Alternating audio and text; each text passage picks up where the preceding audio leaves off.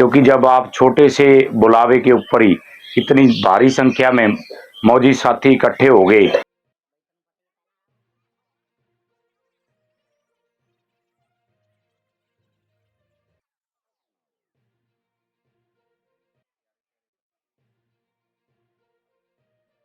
ईमानदार लोगों का साथ देंगे या भ्रष्टाचार वालों का? तो इस रवि की दौड़ में कौन कौन साथ?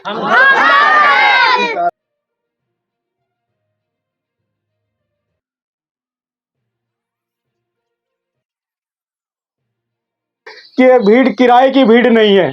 जब आप कुछ करने के लिए करते हैं तो आप ऑटोमेटिक ही कुछ बन जाते हैं।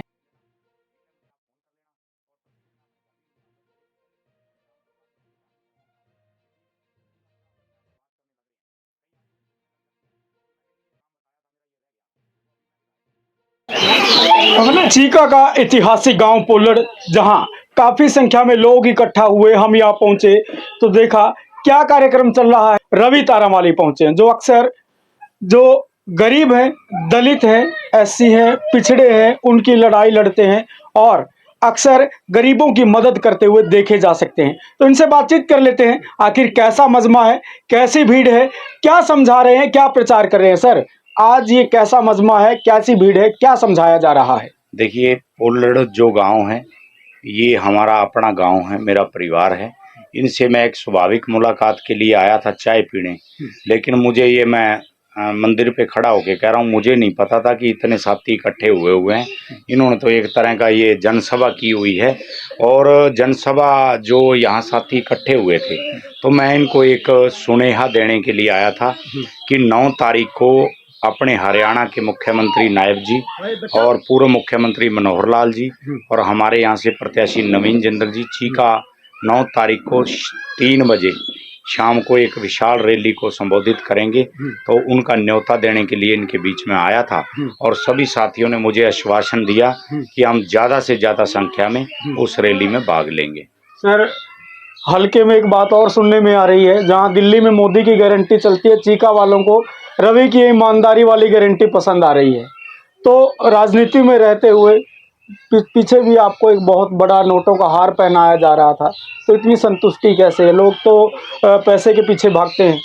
देखिए साथ, ये जो संतुष्टि की बात है, ये संतुष्टि भगवान है देने वाला, और जो हमें 2 वक्त की रोटी खानी होती है, इससे ज़्यादा आदमी जो चक्कर में पड़ा हुआ है, मेरे हिसाब में वो गलत है जी। क्योंकि जिसने हमें पैदा किया है वो 2 वक्त की रोटी का जुगाड़ आपका भी करता है और मेरा भी करता है। और रही जो नोटों के हार की बात, वो देखिए हमारे हलके की बेटी थी, तो वो हलके की बेटी से मेरे हिसाब में 1 रुपया भी लेना वो एक गुनाह है। हमारी ये परंपरा है, हमारे ये संस्कार हैं कि हम बेटी को कुछ दे सकते हैं, बेटी से कुछ ले नहीं सकते।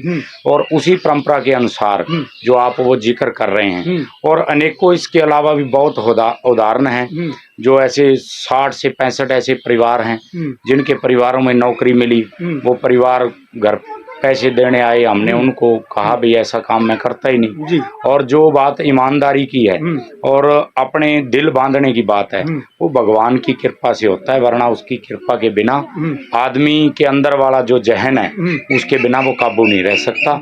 उसी की रजा में सब कुछ हो रहा है और आगे भी उसी की रजा में जो होगा मुझे वो मंजूर है। सर, चलो आपसे तो बातचीत कर लेते हैं, पब्लिक भी है, आपसे भी एक सवाल बाद में करेंगे, पब्लिक से कर लेते हैं। एक बार जरा टेस्ट कर लेते हैं हम कि पब्लिक का क्या रुझान है। मैं आप लोगों से एक सवाल करूंगा कि आप लोग ईमानदार लोगों के साथ हैं कि भ्रष्टाचारी के साथ? एक बार जरा मुझे एक बार में ही बता दीजिएगा, माइक आपकी तरफ रहेगा जी। तो आप लोग सभी ईमानदार लोगों का साथ देंगे या भ्रष्टाचार वालों का? एक तरफ वो लोग हैं जो संपत्ति अर्जित किए हुए हैं, एक तरफ ये नेताजी आपके बीच हैं जो गरीबों की मदद करते हैं, तो आप किसके साथ हैं? नेताजी के साथ हैं। तो अगर बात करें राजनीति में बहुत से लोग आते हैं जाते हैं, तो आपको ये रवि तारावाली की मोदी वाली जो गारंटी है उसके साथ मिलती जुलती हुई ईमानदारी वाली गारंटी पसंद आई या नहीं आई? पसंद आई।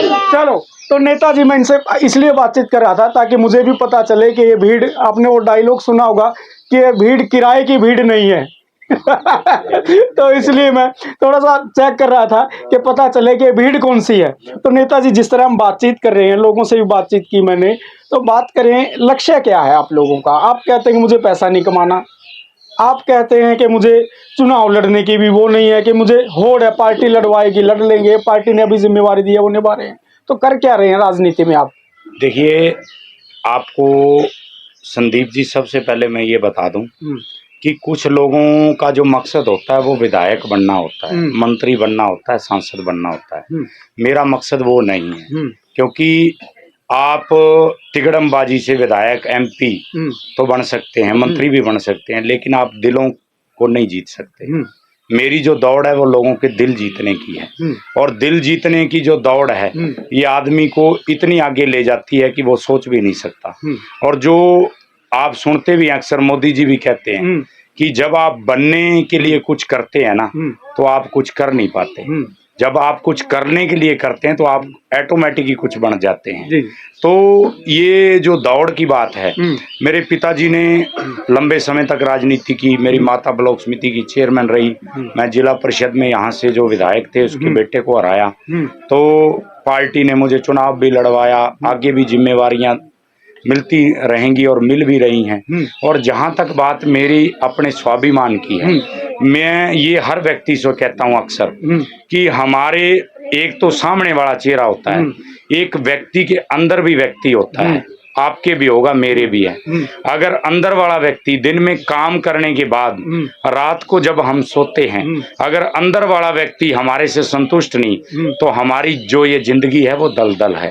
अंदर वाला व्यक्ति हर व्यक्ति का जिंदा होना चाहिए, और अंदर वाला व्यक्ति हर वक्त हमें ये कहना चाहिए कि हम ठीक काम कर रहे हैं, तब इस धरती पे आने का फायदा है। अन्यथा आप कुछ बन जाएं, इस धरती पे आने का कोई फायदा नहीं। मेरी लड़ाई यही है। तो आपने जहाँ दौड़ की बात की, दौड़ते दौड़ते आदमी को जो एक एनर्जी बूस्टर चाहिए होता है, क्योंकि ज़िंदगी की दौड़ बड़ी लंबी है। एक बार ज़रा इन लोगों से पूछ लूँ ज़रा, भाई आपकी इस दौड़ में साथी हैं या नहीं है? तो आप लोगों से मैं एक बार ज़रा पूछना चाहता हूँ, आप भी सारे ज़रा इधर आ जाओ, आप लोग सारे ज़रा पीछे आ जाओ, ताकि मैं साथ के साथ पता करता रहूं, क्योंकि चुनाव है, चुनाव में तरह तरह के वादे और तरह तरह के दावे नेता करते हैं, लेकिन सही मायने में जो आप लोग कहेंगे वो सही होगा, क्योंकि जनता का जनमत तय करता है कि कौन सही कौन गलत। तो अगर मैं आपसे सवाल करूंगा कि रवि की दौड़ में कौन कौन साथ, तो आप बता देना कौन कौन साथ है। तो इस रवि की दौड़ में कौन कौन साथ?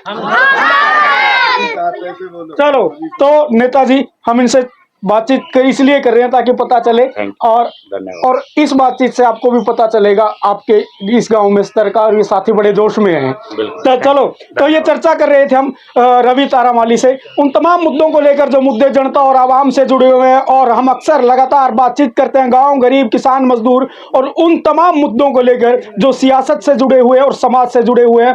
तमाम खबरों के लिए जुड़े रहिए मेरे साथ, संदीप बागड़ी हूं मैं। करी थी तो आप काफ़ी संख्या में साथी इकट्ठा हुए हैं, आपका सबसे पहले बहुत बहुत धन्यवाद और बहुत बहुत सत्कार, और सबको जी आयन। साथियों, आने वाली जो 9 तारीख है, 9 मई को शाम को 3 बजे अनाज मंडी चीका के बड़े शेड के नीचे अपने हरियाणा के मुख्यमंत्री नायब सैनी जी, पूर्व मुख्यमंत्री मनोहर लाल जी खट्टर, और अपने लोकसभा के प्रत्याशी नवीन जिंदल जी और मंत्री सुभाष सुधा जी और हरियाणा के कई मंत्री एक विशाल रैली को संबोधित करेंगे।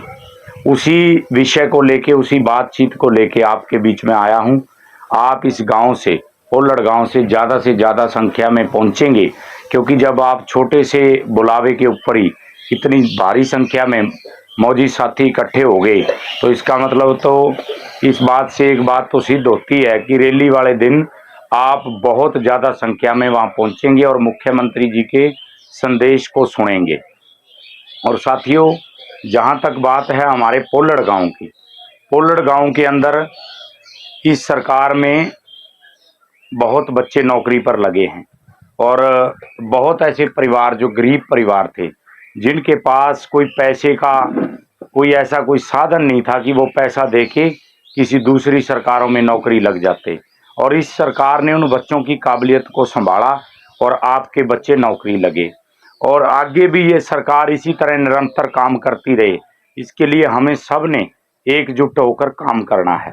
और आप सब लोग उस कड़ी में लगे भी हुए हैं, और इसी बात का निमंत्रण देने के लिए आपके बीच में आया हूं मैं।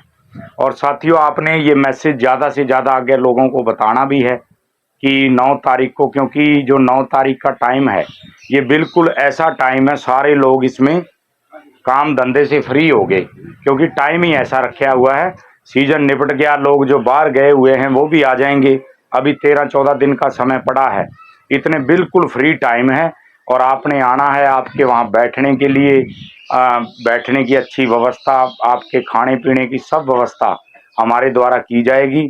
और साथियों, आपने ज़्यादा से ज़्यादा संख्या में वहाँ पहुँचना है और मुख्यमंत्री जी की बात को सुनना है। और आगे जो आगामी आपके गांव का हमारे यहाँ से प्रत्याशी नवीन जिंदल जी का कार्यक्रम भी है, वो आप सब साथी इकट्ठा होकर वो कार्यक्रम मांग रहे हैं, तो उस कार्यक्रम की भी चर्चा करके जल्द पार्टी संगठन से आपके गांव का वो कार्यक्रम भी जल्द तय किया जाएगा। क्योंकि ये भाजपा समर्पित पोलड़ गांव है, और पोलड़ गांव का इतिहास भी माँ सरस्वती से जुड़ा हुआ है, और ये ऐतिहासिक गांव है। और ऐतिहासिक गांव जो है और उसकी धरोहर को ये सरकार ने संभाला हुआ है, और आगे भी आपके अच्छे अच्छे विचार लेके और सरकार आपकी भलाई के लिए कैसे काम करे, हम सब ने मिलकर काम करना है। और साथियों, लोकसभा के साथ साथ मैंने भी जो पीछे विधानसभा का चुनाव लड़ा, कुछ साथी मुझे जानते थे, लेकिन पिछली बार मैं नया था इसलिए बहुत से साथी जानते भी नहीं थे। लेकिन चुनाव हुआ, चुनाव के बावजूद बेशक हम चुनाव नहीं जीत पाए, लेकिन हमने बहुत सारे साथियों के प्रयास करके छोटे छोटे काम जो मेरे पास आए उनके करवाए। सरपंच साहब भी कई बार कई साथियों के साथ आए, हमने जितनी मेरे से हिम्मत हुई हमने उनको घर आए को चाय पानी पिलाया, उनकी बात सुनी और उनके छोटे छोटे काम करवाने का पूरा प्रयास किया। और आगे भी मैं आपकी सेवा में, जो अभी सरकार चल रही है नायब सैनी जी की, आपकी सेवा में निरंतर खड़ा हूँ। आपको कहीं भी ऐसा महसूस होता है कि हमारा भाई, हमारा बेटा रवि हमारे यहाँ काम आ सकता है, तो आप मुझे ज़रूर बताया करें। अगर आप मुझे 2 काम बताएंगे, ज़्यादा नहीं 1 होगा, अगर आप 4 बताएंगे 2 होंगे, जब बताएंगे तो तभी किसी समस्या का हल होगा। और साथियों, इस बात का मैं आपको एक दावा भी करता हूँ कि आप मेरे से कोई पहले भी साथी काम गया होगा, मैं ये दावे के साथ कह सकता हूँ, मैंने पूरे हलके से किसी सिंगल व्यक्ति से कभी काम के प्रति, कभी अपने स्वार्थ की कभी बात नहीं करी। किसी आदमी से मैंने काम के प्रति कभी ये नहीं कहा कि मुझे 10 रुपए का आप कोई लालच की बात मैंने कभी नहीं की। अगर की हो, अगर सिंगल आदमी को ये बात आपके गांव में कह दे तो उसकी मेरी जवाबदेही है। अगर किसी से 1 रुपया लिया हो तो मैं 10 रुपये उसके वापस देने को तैयार हूँ। ये मेरी गारंटी भी है और मेरा ये दावा भी है। क्योंकि साथियों, आज राजनीति के अंदर साफ सुथरे लोग बहुत कम हैं। राजनीति को लोगों ने धंधा बना दिया, और धंधा बनाने के कारण ही जो अच्छे व्यक्ति हैं, बुरे लोगों ने उनके ऊपर भी शक पैदा कर दिया। आज राजनीति को लोगों ने इतना खराब किया हुआ है कि ठीक आदमी भी जब ठीक बात करता है तो लोग उस पर भी शक करते हैं, लोग उसको भी शक की निगाह से देखते हैं, क्योंकि लोगों के साथ बार बार धोखा होता है। और अब भी पिछले विधानसभा में भी आपने देखा होगा, यहाँ से जो हमने विधायक बनाया था, आपने देखा होगा कि विधायक बनते ही अगले दिन उसकी टोन बदल गई थी। वोट मांगने से पहले वो लोगों को अपनी गर्दन घुमा के दिखाता था कि अब मेरे अंदर मरोड़ नहीं है, मेरे अंदर कोई गर्दन में मेरी सरिया नहीं, वो निकल गया। और जैसे विधायक बना अगले दिन उसके वही सुर थे। जो भी आदमी उसके द्वार पे गया, उसके घर गया, उसने सिंगल आदमी की कभी इज्जत नहीं की, सबको बेइज्जत करने का काम किया। इसलिए साथियों, काम जो होते हैं, विकास कार्य होते हैं, हम पहले भी जो जनप्रतिनिधि चुनते आ रहे हैं, आगे भी चुनते रहेंगे। साथियों, सभी काम कभी पूरे नहीं होते, लेकिन हर आदमी मान सम्मान का भूखा है। सब व्यक्तियों को मान सम्मान की ज़रूरत है। अगर कोई व्यक्ति हमारा मान सम्मान ही ना करे तो वो हमारी वोट का भी हकदार नहीं। और इसी तरह जो यहाँ से प्रत्याशी हैं, नवीन जिंदल जी को आप अच्छी तरह जानते हैं, 10 साल MP रहे, गरीबों के उन्होंने इलाज फ्री करवाए, बुजुर्गों की आंखें बनवाई। और साथियों, अगर उनके ऑफिस के अंदर कोई आदमी कार्ड देने चला गया और अगर वो खुद नहीं पहुंच पाया तो उसका PA किसी की शादी में 5100, किसी की 1000, किसी के 11000, किसी के 21000 उसने जरूर पहुंचाए हैं। और साथियों, ये उसकी एक उपलब्धि है। और इसीलिए आज नवीन जिंदल जी चुनाव में जब आए हैं तो जो विरोधी हैं दूसरी पार्टियों के, उसके सामने कैंडिडेट, उनको कोई बात आगे नजर नहीं आ रही। और जब बात नजर नहीं आ रही तो नवीन जिंदल की जीत उनको एक तरफा नजर आ रही है कि नवीन जिंदल एक तरफा वोटों से जीतने जा रहे हैं। और साथियों, हमें नवीन जिंदल का डबल फायदा है, क्योंकि एक तो ऊपर भारतीय जनता पार्टी की सरकार है और आगे भी सरकार बनने जा रही है। और नवीन जिंदल खुद भी ऐसा व्यक्ति है कि वो काम करने वाला शख्स है, काम करने वाला व्यक्ति है। उसकी कोई भी बाजू पकड़ लेता है, वो किसी को मना नहीं करता। और इतना स्वभाव उसका बढ़िया है, जैसा स्वभाव उसका है, हम तो कई बार उसके देख के हैरान हो जाते हैं कि इतने सॉफ्ट स्वभाव का व्यक्ति है और सबकी बात सुनता है, सबको साथ लेके चलता है। और ये हम सब का सौभाग्य है कि हमें इतना बढ़िया आदमी उम्मीदवार मिला। और मेरी तो आपसे ये अपील है कि 25 मई को आपका एक एक कीमती वोट आप नवीन जिंदल जी को देके यहाँ से कामयाब बनाएं। और उसके बाद जो ये विकास का पहिया है वो निरंतर चलता रहे। आप सब इतनी भारी संख्या में पहुंचे, आपका बहुत बहुत धन्यवाद।